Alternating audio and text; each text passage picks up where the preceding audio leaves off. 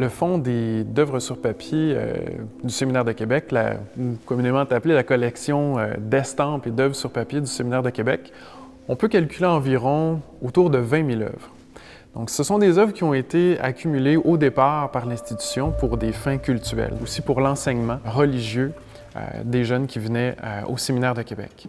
C'est très difficile pour le moment de quantifier le nombre exact d'estampes et d'œuvres sur papier qu'il y a dans les collections du séminaire, parce qu'actuellement, dans le cadre du chantier des archives et aussi du chantier de numérisation, on est en train justement d'étudier cette collection-là pour être capable de quantifier quel est le nombre réel d'œuvres d'art, parce que souvent, les prêtres ont collectionné sous forme d'albums, donc en créant de grands ensembles très complexes aussi d'œuvres d'art. Et actuellement, dans le cadre des chantiers, on est en train d'étudier ces albums-là et de les normaliser, de voir œuvre par œuvre comment ils sont constitués. Mon travail consiste à noter les informations que le conservateur me donne concernant les œuvres, mais au-delà de ça, je dois aussi normaliser différents champs d'informations dans le cadre de l'inventaire, que ce soit qu'il faut suivre les normes de catalogage qu'on s'est établies au Musée de la civilisation ou tout simplement suivre les procéduriers plus précis par rapport au secteur sur lequel on planche. Sinon, parfois, dans le cadre de notre inventaire, on peut tomber sur des œuvres non cataloguées. Donc, il y a un petit peu de recherche à faire pour assurer la traçabilité de ces œuvres-là. Il y a l'identification des techniques qui est faite par le conservateur, mais c'est quand même pas toujours évident parce qu'il peut y avoir plusieurs techniques. Les œuvres sont anciennes, sont fragiles, donc il faut avoir un bon œil. Il faut être capable d'aller regarder même très près du papier pour comprendre le médium et la technique de fabrication de cette estampe-là. C'est-à-dire s'il s'agit d'une gravure sur bois ou d'une eau forte, ou même dans le cadre des dessins, s'il s'agit d'une aquarelle, d'un fusain, et voire même s'il y a du graphite.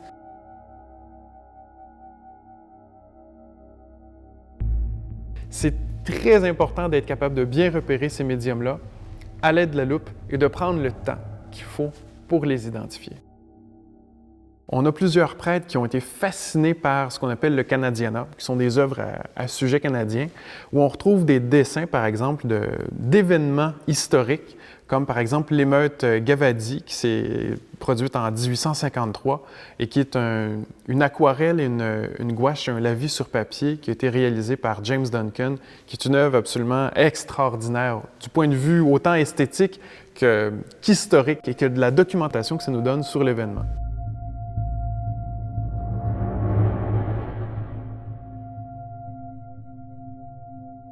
Pour les œuvres sur papier qui sont, par exemple, des estampes ou des aquarelles, enfin, des œuvres dont la surface n'est pas fragile, ce qu'on fait, c'est qu'on procède à la mise en pochette. On a établi 4 formats de pochette, un format tiroir, demi, quart de tiroir et 8e de tiroir. Nos œuvres sur papier sont rangées dans la totalité en tiroir. Autrement, le deuxième système en fait qu'on a mis au point, c'est pour les œuvres sur papier dont le médium est fragile. Les médias friables dont la surface en fait, et si on y touche, on risque de l'abîmer.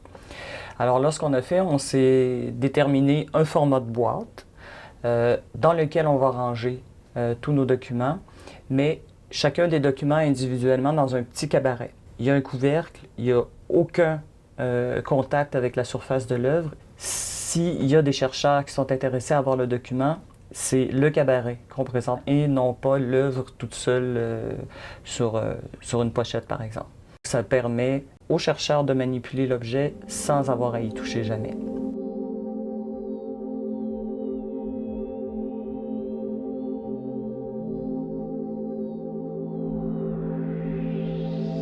C'est des œuvres qui nous permettent de remonter